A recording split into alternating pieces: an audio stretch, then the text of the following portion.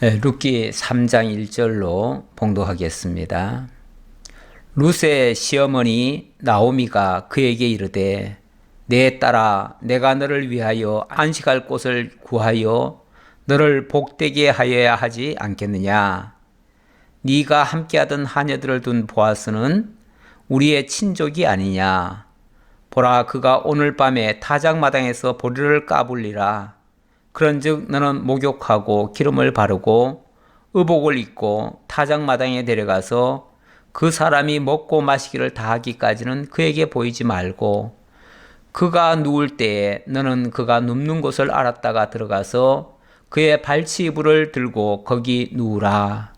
그가 내 할 일을 내게 알게 하리라 하니 룻이 시어머니에게 이르되 어머니의 말씀대로 내가 다 행하리이다 하니라. 아멘. 5절까지 봉독해 드렸습니다. 읽다가 보니까 조금은 좀 민망한 그런 표현들이 나오네요. 오늘 밤에 네가 깨끗이 목욕하고 보아스가 잠자리에 들거든 그 발치 이불을 들고 거기 누워라. 상당히 좀 민망한, 우리가 읽고 함께 상고하기에도 좀 민망한 그런 말씀입니다. 이런 말씀이 하나님의 말씀이라 일컬어지는 이 성경에 기록이 되어 있습니다. 이 본 성경에서는 그 어디서도 이러한 행동에 대해서 잘못됐다, 책망하거나 매우 부적절하다고 이렇게 표현한 부분은 없습니다. 물론 그때의 윤리관과 지금의 윤리관이 다를 수는 있지만 그렇다고 해가지고 이것이 정당하다 이렇게만 꼭 말할 수는 없지요. 이것이 정당하지 않다고 하는 것은 일단 절차상 정당하지 않다고 하는 것은 그 뒤에 보아스의 말에서도 약간 나오고 있습니다. 왜냐하면 이러한 일을 누구도 보면 안 된다. 이러한 사실을 누구도 알아서는 안 된다. 그러니까 아무에게도 말하지 말고 아무도 눈에 띄지 않게 아무도 안 볼 때, 아무도 없을 때에 조용히 집으로 가라. 그렇게 해서 새벽에 내보내지요. 이런 행동들은 결코 이것이 크게 말하면 다 이해할 수 있고 정당화될 수 있지만 표면적으로 보면 최소한 사람들이 느끼기에는 결코 옳은 행동이라 할 수는 없습니다. 그럼에도 불구하고 이런 내용이 성경에 기록된 것은 이런 인간적인 또는 윤리적인 그런 행동보다 오히려 그 이면에서 펼쳐지고 있는 하나님의 뜻, 그리고 하나님이 섭리해 가시는 그 역사, 그게 더 중요하고 그게 더 핵심이기 때문에 그래서 하나님은 인간의 불의와 불법과 또는 부정한 그런 모습조차도 하나님은 당신의 선한 역사를 이루어가는 그러한 과정으로 사용을 하시죠. 그래서 결론은 하나님께서 다 인정하시고 결론은 이 일을 통해서 더 아름답게 결론이 맺어지게 됩니다. 그래서 하나님이 본래 정하신 그 뜻이 이루어지게 되어진다는 얘기죠. 그런 면에서 우리가 과정은 좀 옳지 않은 부분이 있다 할지라도 결론적으로 하나님의 뜻을 완성해 가는데 필요한 일종의 과정이다. 그렇게 볼 수는 있겠죠. 자, 그런 시각에서 오늘 본문을 보도록 하겠습니다. 오늘 3장의 내용은 기업 물음을 요청하는 그런 장면입니다. 기업 물은다는 이야기, 이 룻기 전체에 흐르는 가장 중요한 단어이기도 하고요. 아주 핵심적인 내용이 되겠습니다. 기업을 물은다. 제가 히브리어로 고엘이라고 했죠. 고엘. 이것은 단순히 뭐 재산을 지켜준다, 뭐 땅을 사준다 이런 차원 정도가 아니라, 물론 표면적으로는 그렇죠. 그렇지만은 거기서 끝나는 것이 아니고, 그것이 어찌 보면 생명의 속정까지 이루어주는 그러한 내용, 그리고 구원까지 가르쳐주는 그런 내용이 되겠습니다. 그래서 그런 아주 중심적인 내용을 기억을 하시면서 본문을 함께 상고해 보도록 하겠습니다. 자, 3장 1절에 보니까 룻의 시어머니 나오미가 그에게 이르되 내 딸아, 내가 너를 위하여 안식할 곳을 구하여 너를 복되게 하여야 하지 않겠느냐. 이거는 이제 나오미의 어찌 보면 의무감이죠. 의무감인데, 내가 너를 위하여 안식할 곳을 구하여 너를 복되게 하여야 하지 않겠느냐. 내가 너를 위해서 이렇게 가만히 있어서는 안 되고, 네가 주워오는 양식이나 축내면서 살아서는 안 되고, 반드시 너를 통해서 이루어져야 할 그 선한 일, 그리고 너를 정말 복된 사람이 되도록 내가 만들어줘야 되지 않겠느냐라고 지금 표현하는 내용이죠. 뭐 어떻게 해야 룻이 복되고 그리고 또 안식할 곳을 구할 수 있겠습니까? 지금 룻은 외견상 보면 참 보잘것없는 이방 여인이고요. 유대 땅에는 아무런 기업도 없는 사람이에요. 거기다가 남편도 없어요. 뭐 제대로 아무것도 없어요. 아무것도 없는 상태예요. 그야말로 고아 같고 과부 같고 나그네 같은 그런 사람이죠. 우리 성경에서 그 약자들을 표현할 때 고아와 과부와 객, 나그네, 이 세 부류를 주로 얘기를 합니다. 주로 얘기하는데 그 세 부류에 룻은 다 해당돼요. 룻은 물론 부모는 있었겠지만 지금 혈혈단신으로 지금 유대 땅에 들어왔어요. 왜냐하면 본토 친척 아베 집을 완전히 떠나서 그쪽과는 완전히 결별한 거예요. 왜냐하면 나라를 떠나왔기 때문에. 그거는 다 나라를 떠났다는 거는요, 혈혈단신이 됐다는 얘기나 마찬가지예요. 그러면 고아잖아요. 혈혈단신이라는 게 고아 같은 상태 아닙니까? 거기다가 또 실제 가부가 됐지요. 가부가 됐고, 그 다음에 지금 이방인이다 보니까 이방인이 남의 땅에 와서 산다고 하는 거는 그거는 나그네예요. 나그네. 그래서 고아, 가부, 나그네의 지금 삶을 살고 있어요. 이런 사람이 어떻게 안정을 취할 수 있겠어요? 안식할 곳을 어떻게 구할 수 있겠어요? 이런 사람이 안식할 곳을 구한다는 것은 소위 말해서 우리 흔히 그렇게 옛날 사람들이 그렇게 말 많이 하더라고요. 팔자 고친다 이런 표현. 여자분들이 새로 시집 가는 거죠. 새로 시집 가도록 하는 거. 그게 어찌 보면 유일하게 안식할 곳을 구하는 겁니다. 그렇게 해서 남은 여생 좀 행복하게 가정을 이루고 자녀를 낳고 그렇게 해서 뭔가 대를 보장받고 또 기업을 회복하고 이렇게 되는 것이 정말 복되다라고 말할 수 있겠죠. 내가 너를 그렇게 해줘야 마땅하다. 내가 그런 어찌 보면 의무감을 지금 가지고 있다. 이런 뜻이죠. 그러면서 제안하는 말이 뭐냐면 네가 함께하던 하녀들을 둔 보아스는 우리의 친족이 아니냐.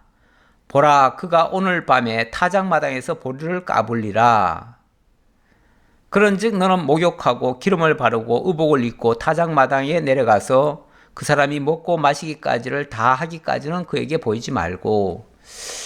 무슨 의도로 이 말을 할까요? 뻔하지요. 당연하죠. 그렇게 생각하는 그대로죠. 지금 네가 이삭을 줍던 거기에 많은 하녀들을 뒀잖아요. 많은 하녀들과 또 거기에는 많은 소년 소녀들 일꾼들이 많았잖아요. 그런데 그렇게 많은 사람을 부리면서 유력자로 살던 그 보아스는 바로 우리 친족이다. 친족이라는 말 속에는 바로 우리의 기업을 물어줄 수 있는 사람이다. 쉽게 말하면 너의 결혼 상대가 될 수 있는 사람이다. 그 얘기죠. 정식 결혼이라고 할 수는 없지만 어쨌든 계대 혼인법에 따라서 이 율법적인 결혼이죠. 율법적인 결혼. 그러니까 그거는 꼭 뭐 가정을 이루어서 행복한 가정을 이루기 위한 그런 목적이 아니라 기업을 이어주기 위한 그런 결혼이죠. 그런 결혼이긴 하지만 어쨌든 뭐 완전히 가부가 됐고 그렇게 되어지면 뭐 그렇게 완전히 새롭게 결혼을 해서 살 수도 있죠. 보아스가 뭐 상처를 했는지 안 했는지는 모르겠습니다만은 어쨌든 자격으로 말하면 그런 자격을 갖추게 된 거죠. 그래서 그 보아스가 우리의 친족이다라는 말은 그가 바로 너의 결혼 대상이 될 수 있다라고 지금 표현한 거죠. 그러니까 아예 꼭 집어서 얘기한 거예요. 보아스는 그냥 유력한 사람이 아니고 바로 너의 결혼 대상이 될 사람이야. 너와 함께 살 수 있는 사람이야. 라고 얘기를 해준 거죠.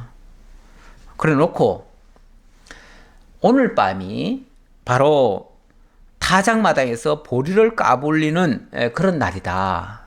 그러니까 이게 매일 그 타작을 하는 건 아닐 텐데요. 평소에는 이제 낮에 일을 하지요. 일을 해서 수확을 걷어놓지요. 그래서 이제 노젓가리에다 잔뜩 쌓아놓지요. 쌓아놓고 이제 마지막 날 때쯤 되면은 그때는 한꺼번에 이제 타작을 합니다. 타작을 하는데 이 타작하기 가장 좋을 때가 언제냐 하면은 이쪽 그 환경, 지리적 환경으로 보면 여기가 지중해가 왼쪽에 있고요. 그래서 동서풍이 분다고 해야 되나요? 동쪽에서 서쪽으로 바람이 분대요. 저녁 때면은. 그러니까 낮에는 그 반대인데 저녁 때면은 바람이 바다 쪽으로 분대요. 바다 쪽으로 불면 굉장히 시원하기도 하고요. 또 무엇보다도 이 보리라고 하는 것은요. 굉장히 까끌까끌해요. 그 껍질이 굉장히 까끌어요. 그래서 수확할 때도 사실은 다른 것보다도 힘들어요. 힘든데 이 타작을 하려고 하면 그 까불 때에 그 나오는 그 찌꺼기, 그 보리 끝에서 나오는 뾰족뾰족한 마치 가시 같은 그런 게 있어요. 보리에는. 그게 날아다니면요. 그게 사람에게 오면 되게 따가워요. 따갑고 뭐 덥고 그럴 때는 사실은 뭐 다 우통을 벗고 일을 하잖아요. 근데 옷을 벗고 일을 하려고 하면 그게 막 살에 달라붙어 가지고 엄청 피부를 따갑게 만들어요. 그래서 보리 타작하고 나면요. 굉장히 힘들어요. 그런데 저녁 때 좀 시원하기도 하고요. 시원하면 옷을 입고 할 수도 있죠. 예. 그런데다가 또 바람이 아예 한쪽으로 싹 불어줘요. 시원하게. 불어주면 그때 만약에 타작을 하면요. 바람을 잘 이용만 하면은 그 까불 때에 나오는 그 가시 같은 것들이 다 바람에 날아가 버려요. 그러니까 그때가 일하기가 굉장히 쾌적한 거예요. 상태가 되게 좋은 거예요. 그래서 일부러 다 모아놨다가 어느 날 잡아서 저녁 때 이 타작을 하는 거죠. 근데 저녁 때 타작을 하다 보니까 저녁에부터 일을 하면은 밤이 아무래도 좀 늦어질 거 아니에요? 늦어지면 그날은 뭐 종들이야 다 집에 가서 쉬라고 하겠지만 그 주인은 타작을 해놓고 그 타작한 곡식도 있을 테고요. 그런 것들을 지키기도 할 겸 또 밤이 늦으면은 집에 가지를 못할 수도 있어요. 아무래도 제일 책임감은 그 주인이 있지요. 주인이 있으니까 그 주인이 그 밭을 지키고 그 수확한 것을 탈곡한 것을 지키기도 하고 또 그 곁에서 밤도 늦고 하니까 그날 밤 거기서 자는 경우도 있나 봐요. 근데 이거는 이제 우리 나오미가 이 말을 하는 것은 나오미가 그동안에 자기 경험이 있잖아요. 옛날부터 살아왔던 그 아주 경험치가 있기 때문에 오늘쯤은 타작을 할 것이고 타작을 한다면은 오늘은 틀림없이 저녁 때 할 것이고 그렇게 되어지면 보아스가 오늘 밤에 아마 집에 안 가고 노적거리 곁에서 잠을 잘 것이다. 너는 오늘이 바로 그런 기회라고 생각하고 너의 기업 물을 사람이니까 오늘 밤을 이용해서 그 사람 곁으로 가라. 이렇게 얘기한 거죠. 물론 참 이런 생각이 어떻게 나올 수 있는지 우리로서는 잘 이해가 납득이 좀 잘 안 됩니다. 안 되는데 그 유대 땅에 그 당시 율법에 의해서 되어지다 보니까 율법의 제도에 의하면은 바로 고엘 제도가 있고 혼인 계대법이 있어가지고 그것에 의하면은 이것도 약간의 가능성은 있어요. 가능성이 있고 실제로 만약에 진짜 1차적인 기업 물을 자가 맞다면 그리고 그게 약속된 거라면 이렇게 행동한다고 해서 크게 그게 잘못됐다고 할 수가 없어요. 왜냐하면 이미 확정된 사람이잖아요. 확정된 기업 물을 자니까. 그러면은 이렇게 행동하더라도 이미 쉽게 말하면 결혼이 약속된 사람 사이에는 함께 지낼 수도 있겠지요. 이건 이제 가능성을 얘기한 거예요. 그런데 아직은 보아스하고 룻 관계가 그런 상태임을 아무도 모릅니다. 룻도 사실은 이제 들어서 알 거고요. 보아스도 몰라요. 보아스는 이제 그 친족이라는 정도는 알지요. 친족이라는 정도는 아는데 그런 생각이 있었는지조차는 알 수가 없어요. 그런 생각은 아마 없었을 가능성이 많지요. 그런데 나오미는 바로 오늘 이 기회를 이용해서 그것을 아예 각인을 시키려고 하는 거예요. 각인을 시켜서 룻에게도 보아스가 바로 기업 물을 자라는 사실을 완전히 확증을 시켜주고 또 보아스에게서도 내가 이 룻에게 기업을 물어줘야 되는구나 라는 것을 알게끔 하기 위한 그런 어떤 의도가 담겨져 있는 행동이에요. 그러니까 이 행동 자체는 굉장히 거칠어요. 별로 그렇게 누구에게도 이거는 추천할 만한 이야기는 아니에요. 이런 일은 통상적으로는 있어서는 안 되는 얘기예요. 하지만 그러나 그 어떤 하나님의 그 어떤 계대를 이어야 된다고 하는 기업을 이어야 된다고 하는 그 측면에서는 좀 이해할 수도 있다. 이제 그 정도로 말씀을 드리겠습니다. 자, 그런즉 너는 목욕하고 기름을 바르고 이렇게 해서 완전히 어찌 보면 신혼 방에 가는 것처럼 그렇게 다 준비를 하라는 얘기죠. 그렇게 하면서도 이것이 결코 정당하다고는 말할 수 없는 게 그 사람이 먹고 마시기까지를 다 하기까지는 그에게 보이지 말고 그가 누울 때 그러니까 좀 숨어 있으라는 얘기죠. 다른 사람 눈에는 안 띄게 하라는 얘기죠. 그러니까 이게 만약에 정당하고 옳은 일이라면 누가 보면 어때요? 하지만 이거는 결코 남에게 보여서는 안 될 행동이에요. 그거는 틀림없는 사실이에요.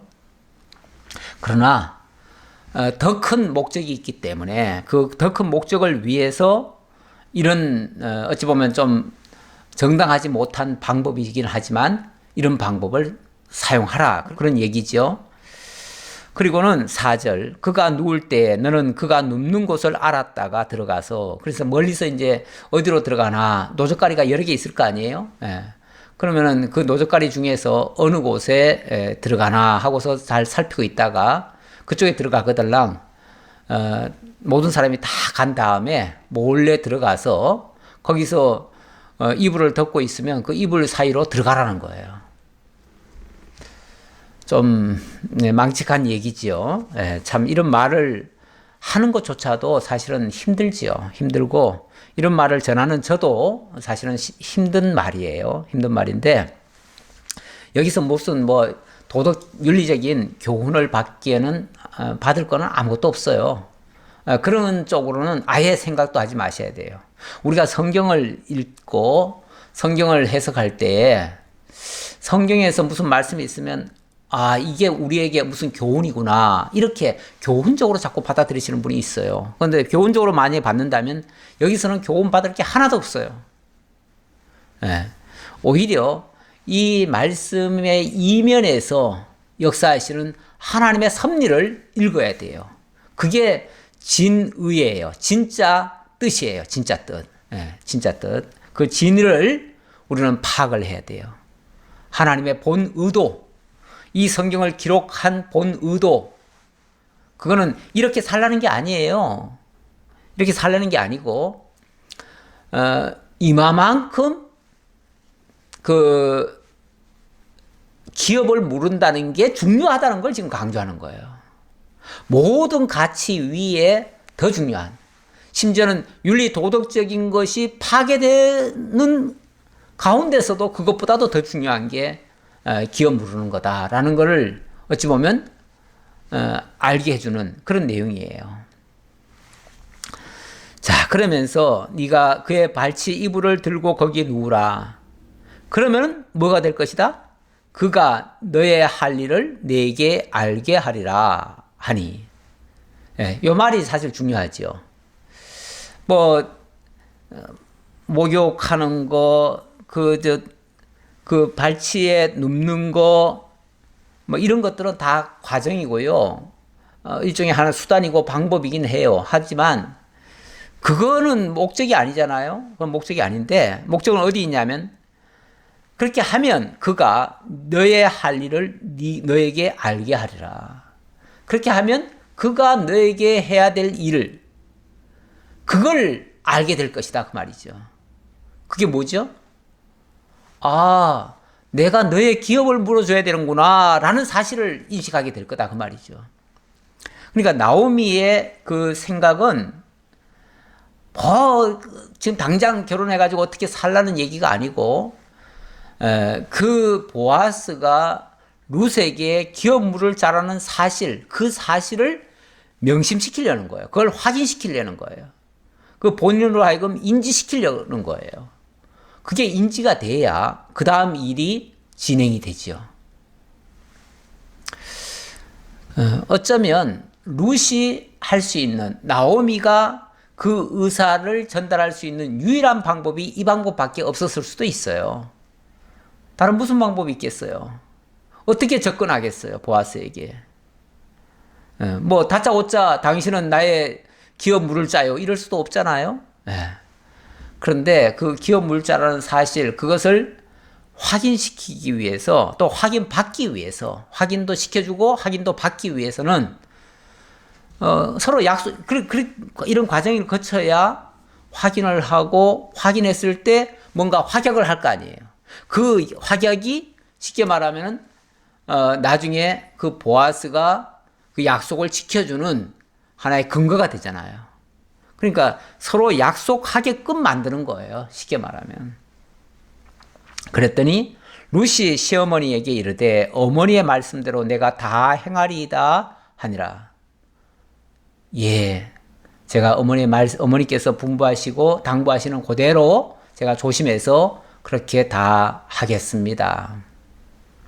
어떤 사람들은 이 장면 가지고 정말 룻은 정말 효녀고 효부라고 해야죠. 효부고 정말 어찌 보면 말도 안 되는 걸 지금 시키잖아요. 말도 안 되는 걸, 만약에 윤리적으로 보면 말도 안 되는 얘기를 시키고 있어요. 그런데도 불구하고 거기에 이의를 제기하지 않습니다. 왜 그래야 돼요? 따지지 않아요. 따지도 않고 묻지도 않고 무조건 예, 알겠습니다. 순종했다는 거예요. 어찌 보면 거의 맹종 수준이죠. 맹종 수준. 왜? 말도 안 되는 걸 시키는데도 예 하고 순종했으니까요. 그래서 룻이 복을 받았다. 이렇게 따지도 않고 묻지도 아니하고 정말 어른의 말에 예 하고 순종하는 거. 이런 사람이 진짜 복을 받는다. 그래서 나중에 왕을 낳았다. 이렇게 순종 잘하는 사람이 나중에 왕을 낳았다. 그래서 왕의 할머니가 됐다. 얼마나 복 있는 자냐. 이렇게 이제 얘기를 합니다. 얘기를 하는데, 진짜 이렇게 순종을 잘해서 그래서 복을 받은 건가요? 참 우리는 이렇게 어찌 보면 왜라는 질문을 우리는 좀 해야 돼요. 그래야 정확하게 진의에 도달할 수가 있어요. 왜를 안 하면요, 그냥 맹목적으로 받아들이기 때문에 그게 옳고 그름을 분별을 못 해요. 분별도 안 하고 그냥 무조건 믿는 거예요. 그러니까 이런 식으로 가르치고 이런 식으로 믿으니까 정말 말도 안 되는 말에 그냥 아멘 아멘 하고 무조건 맹종적으로 정말 죽으라면 죽고 정말 흉한 행동 요구하는데도 다 행하잖아요. 진짜 말도 안 되는 소리에 뭐 어떤 여자 목사는 뭐 타작마당 펼쳐놓고, 여기도 지금 타작마당 얘기가 나왔는데 타작마당 펼쳐놓고 거기다가 자기 가족들 잘못한 거 있으면 타작하라고 그 자리에서 명령하니까 그걸 또 이 주의 명령이라 그러면서 받아들여가지고 무조건 또 두들겨 패잖아요. 가족들을 무자비하게. 그러다가 사람 죽기까지 했잖아요. 아니 그런 어처구니 없는 말도 안 되는 소리에 왜라는 질문 한번 안 해보고, 주의 말씀이니까, 목회자의 말이 곧 주의 말씀입니까? 그런데 목사님이 시켰다고 그대로 다 따릅니까? 정말 죽으라면 죽습니까? 도둑질 하라면 도둑질하고, 남 죽이라면 죽이고, 자기 뺨 때리라고 하면 때리고, 왜 그렇게 사람의 종이 됩니까? 룻도 무조건 맹종한 게 아니에요. 룻이라는 여자가 처음부터 그렇게 순종을 잘했나요? 처음에 그 나오미하고 같이 돌아올 때에 나오미가 뭐라 그랬습니까? 너희 집으로 돌아가라. 아버지 집으로 돌아가서 너는 재혼해서 그렇게 살아라. 아직 뭐 젊은 나이니까 아직 처녀 같아요. 그러니까 다시 시집가도 되지요. 그렇게 우리 따라와 봤자 소용없다. 우리는 기업도 없고 아무것도 없다. 남편도 없고 내가 나중에 남편 자리 하나 얻어주려고 해도 불가능이다. 그러니까 오지 말아라. 그랬는데 룻이 말 들었어요? 그때 말 안 들은 겁니다. 말 듣고 안 듣고의 표현이라면 안 들은 거죠. 그리고는 나보고 돌아가라고 말씀하지 마세요. 어머니의 하나님이 나의 하나님입니다. 그러니까 어머니가 죽는 곳에서 나도 죽을 것입니다. 그러면서 따라온 사람 아니에요? 그때 말한 어머니의 하나님이 나의 하나님이다. 나는 그 말에 초점을 갖습니다. 그 말씀은 룻이 어느 사이에 어머니가 섬기던 그 하나님을 알았다는 얘기예요. 그래서 그 하나님의 뜻을 따라서 나는 살겠습니다. 내 남은 여생은 어머니의 하나님과 함께 살겠습니다. 그러니까 어머니하고 함께 사는 게 목적이 아니고 어머니가 섬기는 그 하나님을 나도 섬기고 살겠습니다. 그 하나님을 만난 거예요. 그래서 그 하나님 때문에 온 거고, 그 하나님의 뜻이라면 나는 따르겠고 하나님 뜻이 아니라면 나는 안 따르겠습니다. 그 말이잖아요. 그러니까 결국은 나오미가 하나님의 뜻을 어기고 자꾸만 집으로 돌아가라니까 나는 그거는 못 따르겠습니다. 한 거 아니에요? 옳지 않은 거는 안 따르고, 그리고 이거는 지금 기업 물은다는 것과 또 나오미가 몇 가지 얘기를 했잖아요. 그 보아스는 기업 물을 자다. 우리의 친족이다. 그러니까 당연히 우리 기업을 물어줘야 된다.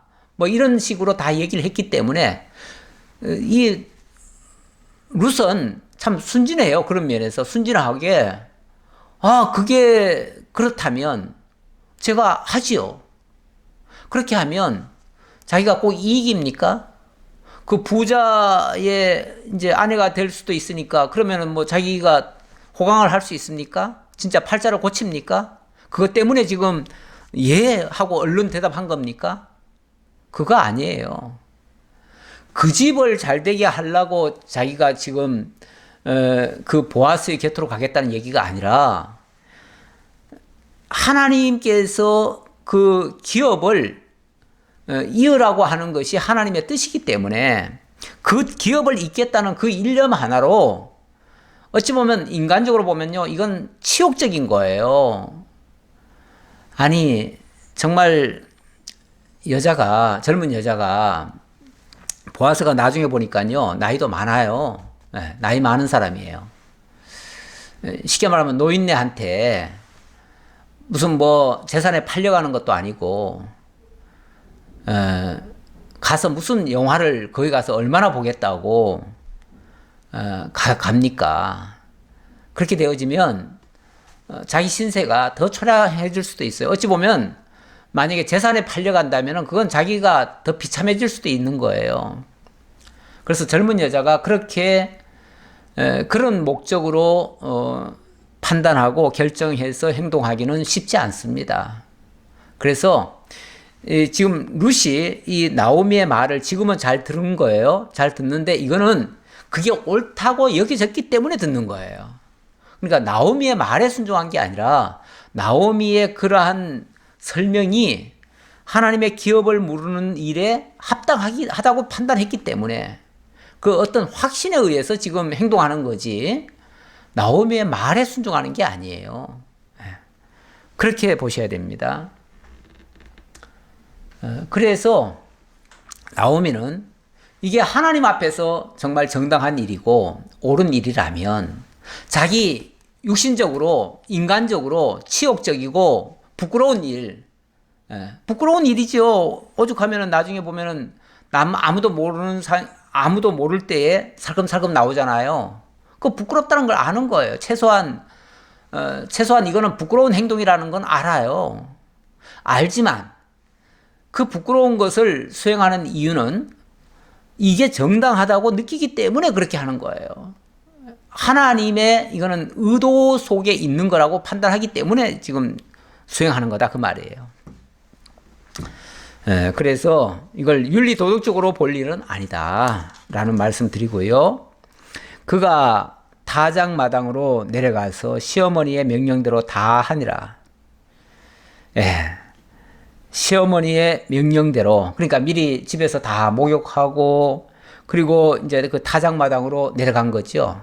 근데 이제 타작마당이 이제 저녁 때 이제 시작되는 거 아니에요? 저녁 때 시작되는데 원칙은 뭐 룻이 저녁 때 갈 일은 없죠, 원칙은. 왜냐하면 이삭 줍는 일이야 낮에 줍지 저녁 때까지 줍는 건 아니거든요. 그러니까 저녁에는 내려갈 일이 없는데 목욕 단장하고 그리고 타작마당으로 내려갔습니다. 그랬더니 이제 멀리서 보는 거죠. 어디서 이제 숨어가지고 보는 거죠. 그랬더니 보아스가 먹고 마시고 마음이 즐거워 가서 곡식단 더미의 끝에 눕는지라. 가만히 보니까 이제 타작을 열심히 다 했겠죠. 다 하고 이제 마무리할 때쯤 갔겠죠. 뭐 처음부터 갈 일은 만무하죠. 가봤자 소용이 없죠. 처음부터 가서는. 왜냐하면 타작하러 가는 게 아니니까요. 타작하러 가는 게 아니라 타작이 다 끝나고 난 다음에 보아스가 쉴 때에 그때 역사가 일어나야 되니까 그때에 이제 맞춰서 갔겠죠. 갔더니 일이 다 끝나니까 이제 마지막으로 이제 일 다 끝났다고 서로 아마 먹고 마시는 그런 일을 한 것 같아요. 물론 밤이지만은 밤에도 어쨌든 일을 했으니까 먹고 마셔야죠. 그리고 이제 추수를 다 끝나고 나면요, 굉장히 사실은 농사 짓는 분들은 알지만요, 추수 때가 제일 바쁘기도 하지만 제일 보람되고요, 즐겁습니다. 특히 추수할 때는 힘들어요. 힘들지만 추수를 다 끝내놓고 나면 너무너무 행복하죠. 이제 많은 이제 그 곡식 덤이나 아니면은 뭐 과일 같으면 과일을 수북이 따는 거 보면 뭐 안 먹어도 배부를 정도지요. 그런데다가 이제 마지막 어찌 보면은 뭐 파티처럼 이렇게 먹고 마시고 너무너무 이제 즐거운 마음에서 이제 모두들 다 돌려보내고, 그리고 이제 본인은 그 곡식 곁에 있으려고 잠자리로 들어간 거예요. 오늘 밤은 내가 여기서 지내야 되겠다. 그러면서 이제 잠자리로 들어갔어요. 들어갔는데 룻이 가만히 가서 그의 발치 이불을 들고 거기 누웠더라. 룻이 가만히 갔대요. 몰래. 만약에 너무 뭐 보란 듯이 갈 수는 없잖아요. 그러면 뭐 아마 막 소리 지를 테고 이제 아마 뭐 굉장히 소란이 나겠지요. 그러니까 몰래 가서 그의 발치 이불을 들고 거기 살며시 누웠습니다. 그때 밤중이라고 하는 거 보니까 처음부터 이 사실을 안 것 같지는 않아요. 한참 지나서 밤중에 한참 잠을 자고 있는데 뭔가 자꾸 걸리는 것 같잖아요. 그러니까 뭔가 해서 얼른 이제 몸을 이렇게 돌이켜 보니까 옆에 사람이 누워 있는 거예요. 그래서 밤중에 그가 놀라 몸을 돌이켜 본즉 한 여인이 자기 발치에 누워 있는지라. 이르되 네가 누구냐 하니 대답하되 나는 당신의 여종 룻이오니 당신의 옷자락을 펴 당신의 여종을 덮으소서. 이는 당신이 기업을 물을 자가 됨이니이다 하니. 룻이 얼마나 정말 순박한 여자인가를 알 수가 있는데, 지금 나오미로부터 들은 정보는 이 보아스가 나의 기업을 물어줄 사람이다. 우리 기업을 물어줄 사람이다. 라는 걸 들었잖아요. 그리고 기업 물을 사람과는 함께 살아야 된다. 라는 얘기를 들었어요. 들었으니까 룻으로서는 그냥 어떻게 보면은 그 들은 게 그의 정보예요. 그게 옳다 그러다는 거는 아니에요. 그건 아니고 이게 이제 어찌 보면 이게 하나님의 법이고, 그 보아스는 너의 기업 물을 자다라고 하니까 기업 물을 자라면은 그러면 내 몸을 완전히 맡겨야 되겠다라는 생각을 한 거죠.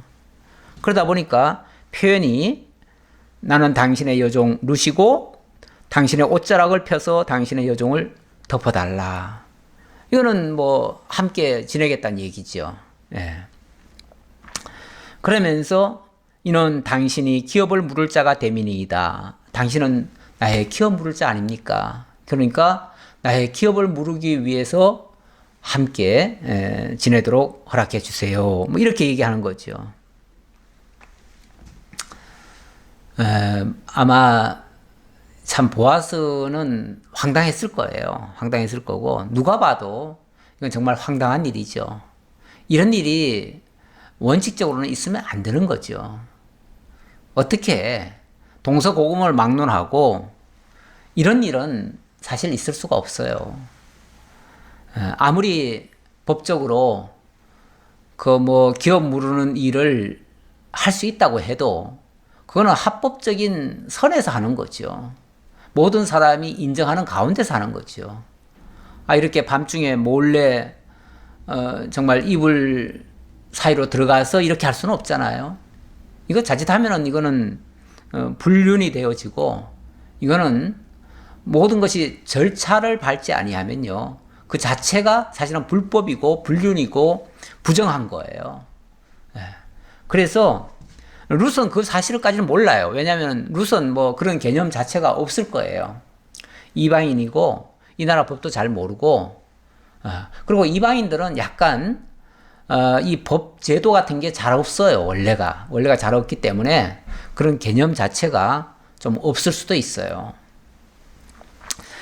그래서 그냥 나오미가 일러주는 대로 그대로 믿은 거죠. 뭐 룻의 잘못이라면 뭐 그대로 믿는 거예요. 순진하게 믿는 거예요.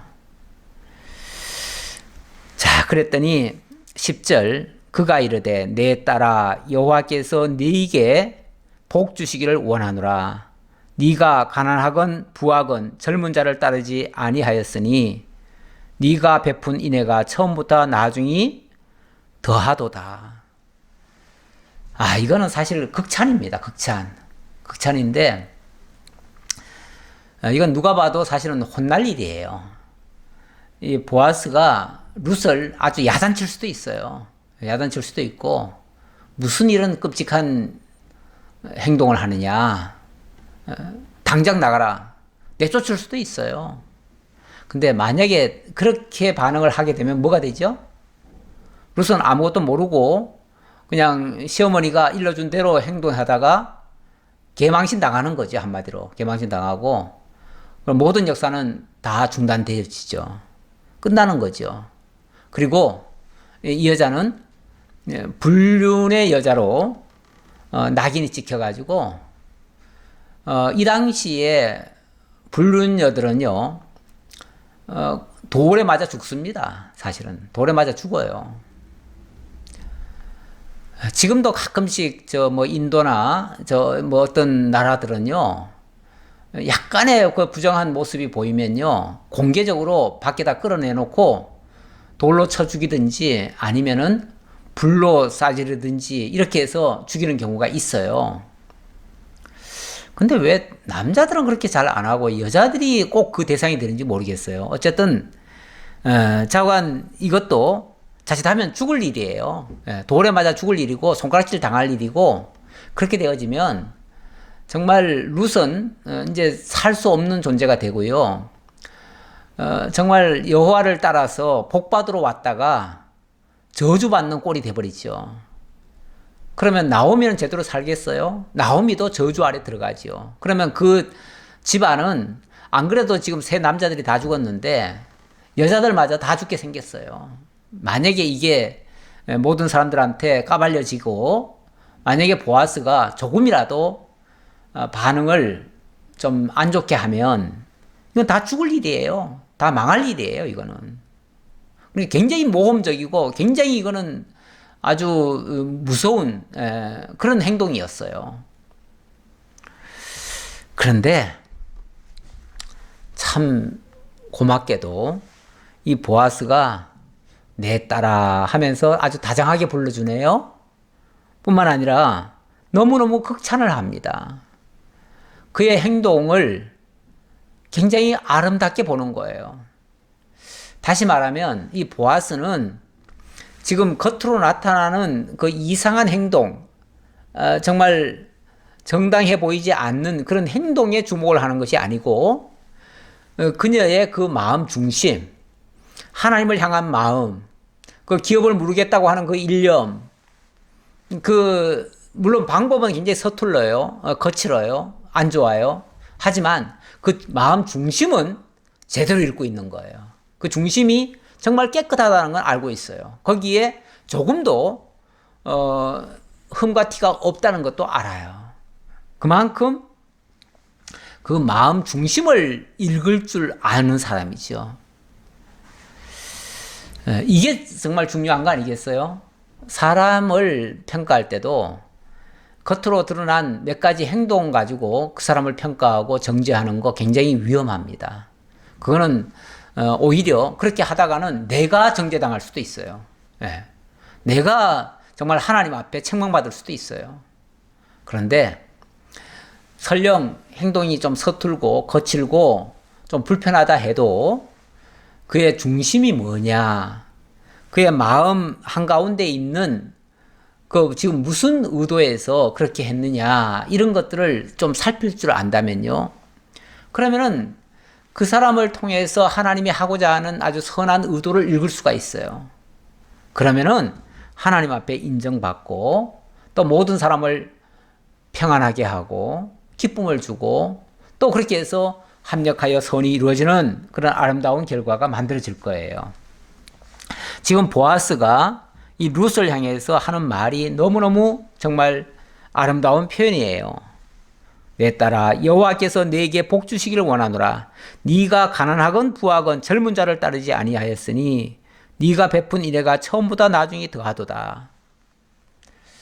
네가 베푼 인애, 헤세드라고 그랬죠. 헤세드는 뭐 인간적인 사랑 이 정도 표현이 아니고 하나님의 언약적 사랑을 인애라고 표현을 합니다. 그러니까 이거를 만약에 그렇게 대입을 해보면 지금 이 룻이 행하는 그 행동은 단순히 인간적인 어떤 정욕에 의해서 지금 이런 행동을 하는 게 아니고 그 하나님의 언약을 받아들여 가지고 그 언약에 참여하기 위한 선한 의도로 이렇게 지금 인애를 베푸는 거다. 또 그걸 또 인애라고 또 표현하는 이유 중에 하나는 그 앞에도 설명이 나왔지만 그가 가난하든 부하든 젊은 자를 따르지 아니하였다.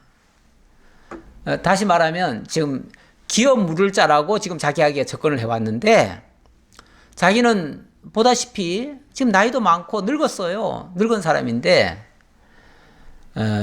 젊은 여자가 늙은 남자를 아무리 뭐 돈도 많고 뭐도 있고 하더라도 늙은 남자를 좋아할 리는 만무하잖아요. 좋아할 리는 만무해요. 그런데 기업 물을 자 중에 만약 기업 물르는 게 목적이라면 기업 물을 자 중에는 틀림없이 젊은 자도 있을 수 있어요. 물론 뭐 부하거나 가난하거나 그건 상관없이 젊은 사람들이 있을 수 있어요. 지금 아마 이제 앞으로 나올 거예요. 아무개시라고 나올 거예요. 그런데 그런 사람에 비해서 자기는 늙은 사람 아니에요? 근데 만약에 기왕이면 여자가 만약에 조금이라도 선택권이 있다면 뭐 선택권이 있는 건 아니지만 있다면 누구를 먼저 택하겠어요? 당연히 젊은 사람을 택하지요. 젊은 사람을 통해서 기업의 있기를 원하지요. 그럴 텐데 네가 그런 거를 따지지 않고 젊다, 늙었다, 부하다, 가난하다 이런 거 안 따지고 어찌 보면 나같이 이렇게 나이도 많고 앞으로 크게 소망을 못 줄 그런 나에게 찾아온 것 자체가 정말 귀하다 그 말이죠. 정말 귀하다.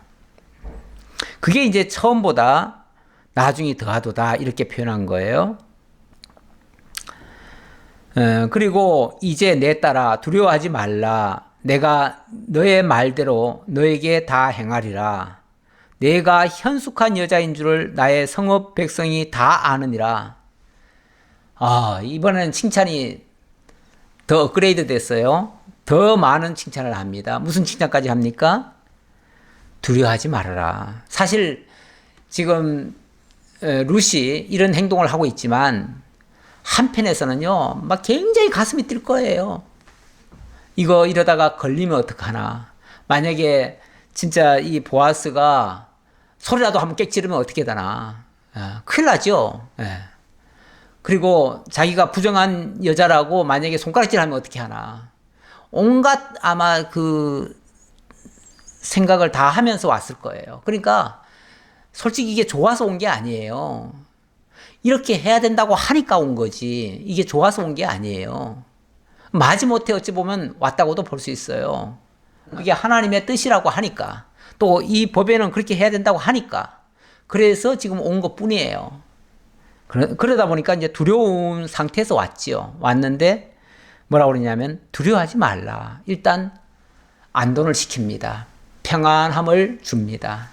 걱정하지 말라. 두려워하지 말라. 어찌 보면 자기가 가지고 있던 죄의식 같은 거, 부끄러움 의식 이런 것들을 다 지금 덮어주는 거예요. 다 덮어주는 거. 사실은 이 덮어주는 것이 진짜 은혜입니다. 덮어주는 게. 우리 예수님 말씀에 보면 수고하고 무거운 짐진 자들아 다 내게로 오라. 내가 너희를 쉬게 하리라. 이렇게 얘기하죠. 오늘 아침에 뭐 기독교 방송 잠깐 듣다 보니까 거기서 그런 얘기가 나오더라고요. 우리 예수님이 수고하고 무거운 짐자들아 다 내게로 오라 그러셨는데 우리가 요즘 얼마나 많은 짐들을 지고 있느냐고 그렇게 얘기를 하는데 요즘 뭐 코로나 때문에 힘들고 뭐 또 질병 때문에 힘들고 이걸 예수님이 말씀하실 때 수고하고 무거운 짐진 자라고 얘기한 겁니까?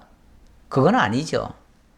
그건 아니고 거기에 수고하고 무거운 짐진 자라고 하는 것은 사실은 죄와 사망 가운데 있어서 도저히 스스로는 헤어나올 수 없는 그런 상태. 그건 뭐 어떻게 보면 절망의 상태고 멸망의 상태잖아요. 그런 상태에 있던 자들. 그러니까 그 죄짐을 지고 있는 거예요. 죄짐. 그 죄의 짐. 그 죄의 짐은 우리를 사망으로 인도하는 그 죄의 짐이에요. 그런 죄의 짐을 지고 있는 자들에게 다 내게로 오라. 그러면은 너희를 쉬게 하리라. 그 죄의 짐을 벗겨주고 이제 죄 없다 해주는 거, 그리고 하나님의 의로 덮어주는 거, 그게 바로 수고하고 무거운 짐자들에게 하나님의 의를 입혀주는 그런 행위 아니겠어요? 예, 그게 바로 지금 어찌 보면 이 보아스가 룻에게 두려워하지 말아라. 내가 네 말대로 네게 다 행하리라. 내가 다 해줄게. 걱정하지 마. 이렇게 얘기하는 거 아니겠어요? 지금 온갖 두려움, 온갖 죄의식 다 가지고 있는데 그걸 한순간에 다 풀어주는, 다 제거해주는, 다 벗겨주는 그러한 모습입니다. 사실 이거보다 더 큰 복은 없지요. 우리가 죄에서부터 노임받는 그것보다 더 큰 복은 없습니다. 그러면서 네가 현숙한 여자인 줄을 나의 성읍 백성들이 다 아느니라. 네가 현숙하다는 것은 이미 여기 지금 마을에 다 소문났다. 다 알고 있다. 그러니까 이 보아스가 그 룻의 중심을 의심하지 않는 거예요. 그리고 그 룻이 정말 순수하고 깨끗한 그 영혼의 상태에서 지금 하나님의 뜻을 이루기 위해서 지금 이 기업 물음을 얻기 위해서 지금 왔다는 사실을 알잖아요. 그래서 그녀를 향해서 뭐라고 그러냐면 현숙한 여인이다 이렇게 얘기를 합니다. 현숙한 여인. 이 현숙한 여인 하니까 우리 잠언이 생각납니다. 잠언에 보면 31장인가요? 뭐 현숙한 여인이 나오지요. 현숙하다는 말 자체가 현명하고 정숙하다 이런 뜻이겠죠. 예, 이런 뜻인데 그 잠언에 나오는 그 현숙한 여인의 그 모습을 보면 산업을 핏절하게 하지 않았다. 그러니까 그 가문을 일으키기 위해서 그 산업에 손을 보지 않게 했다. 쉽게 말하면 기업을 지켰다 그 얘기죠. 기업을 지켰다. 그 다음에 가난한 자에게 선을 행했다. 그리고 남편을 존귀하게 만들었다. 그리고 모든 언사와 지혜와 규모가 있었다. 그리고 부지런하며 게으르지 않았다. 무엇보다도 마지막에는 여호와를 경외함으로 칭찬을 듣는 여자였다. 이렇게 얘기를 합니다. 정말 지금 룻의 모습 속에서도 그런 장면이 보입니다. 이 기업을 얻기 위해서 그 모든 그 수고와 모든 부끄러움을 다 감수하고 지금 나선 거 아닙니까? 그게 굉장히 귀하고요. 그게 산업을 피쳤지 않게 했다는 것이고, 가난한 자에게 선을 행했다고 하는 것은 어찌 보면 이 보아스도 육적으로 말하면 부자지요. 부자인데 나이도 지금 많고요. 뭐 어찌 보면 죽어가는 사람 아니에요? 나이로 따지면은 그런 사람을 따지지 아니하고 젊은 사람을 택하지 아니하고 이렇게 왔다는 거, 그것도 어찌 보면 선을 행한 모습이나 마찬가지고요. 또 남편을 존귀케 만든다 하는데 기업을 회복해야 그 남편의 모든 것을 회복하는 거예요. 그리고 모든 언사에 지혜와 규모가 있다. 부지런하고 게으르지 않았다. 여호와를 경외했다. 지금 룻에 나타나고 있는 그러한 모습들, 그거를 한마디로 현숙한 여인의 모습으로 그렇게 표현을 했습니다. 일단 여기까지만 봅시다. 여기까지만 보고, 그만큼 이 보아스로부터 어찌 보면 인정을 받은 거죠. 인정을 받았는데 그 인정받은 것은 겉으로 행동이 이뻐서 인정받은 게 아니고 그의 마음 중심을 읽고 인정을 받은 겁니다. 저는 이 룻기를 보면서 또 특히 이 보아스 3장에서 보아스를 보면서 2장 3장에 보아스가 어찌 보면 저는 이 보아스가 더 중심적인 인물이라고 봐요. 그래서 이 보아스를 보면 그냥 단순한 한 인간적인 유력자가 아니라 정말 하나님의 언약을 성취하기 위해 이 땅에 오셔서 죄와 사망 가운데 종로로 타고 있던 자들의 기업을 사내어 주시고 그리고 우리로 하여금 하나님의 백성 삼고 하나님 나라의 왕 같은 제사장으로 만들어 주시는 그러한 우리 주 예수 그리스도의 예표적인 인물이 아닌가라는 생각을 하게 됩니다. 생각하는 정도가 아니라 맞지요. 그게 사실이죠. 그래서 이 성경이라고 하는 게 그냥 단순히 옛날 어떤 룻이라고 하는 사람이 있었는데 보아스라는 사람과 나중에 결혼해서 이렇게 왕을 낳고 잘 살았더라 이런 어떤 옛날 소설 이야기 하는 게 아니에요. 소설 같은 이야기가 아니고 진짜 하나님의 언약을 깨달은 사람이 그 언약을 이루어가는 과정 그리고 그 언약이 성취되어짐을 통해서 하나님의 뜻이 펼쳐지고 하나님이 온전히 계시되어지는 그리고 그 과정에서 구원의 역사, 바로 이 고엘의 역사가 나타난다는 사실을 우리에게 계시하기 때문에 그래서 어찌 보면 예표적으로 모형과 그림자적으로 보여지는 거예요. 그래서 어찌 보면 룻은 오늘 우리와도 같아요. 오늘 우리가 사실은 뭐 표면적으로 보면은 이방인이고 죄와 사망 가운데 있었던 사람들이고 다 뭐 죄와 사망 가운데 죽었던 자들이라고 할 수 있잖아요. 하나님 언제 우리가 찾았습니까? 우리가 찾은 적도 없어요. 그런데 하나님이 찾아오셨죠. 깨닫게 하셨죠. 그래서 믿어지게 하시죠. 그래서 죄와 사망에서부터 노임을 받죠. 그래서 하나님 나라의 자녀가 되어지고 하나님 나라를 기업으로 받게 되지요. 그래서 그 안에서 영원한 복을 누리게 되어지는 우리 모두가 되어집니다.